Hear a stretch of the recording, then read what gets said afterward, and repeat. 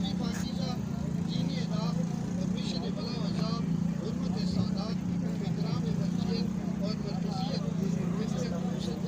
سے کام کرنے کا مضمون ہے لیکن جیل کے دروازے ان کے لیے کھلے ہیں۔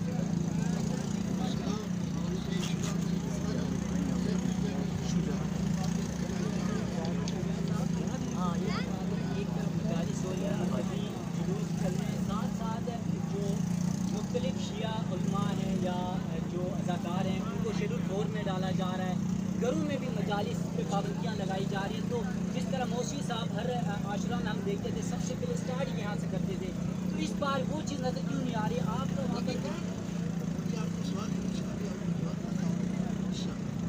کوئی مائی کا نام ابھی تک سنا ہی نہیں جس کے بعد یہ عزاداری کام کر سکے۔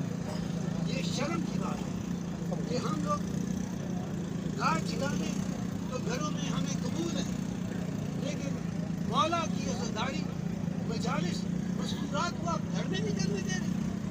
یہ پاکستان ہے، یہ لا الہ الا اللہ ہے۔ ہندوؤں کو آپ نے مندروں کی اجازت دی، عیسائی ہمارے بھائی ہیں، لیکن ان کو اپنے گرجے میں کبھی نہیں روکا، ان کے گھروں میں کبھی نہیں روکا، دنیا میں کیوں نہیں روکا جا رہا؟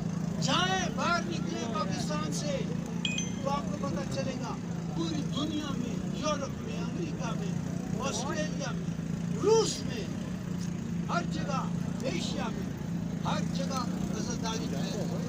کتنے تک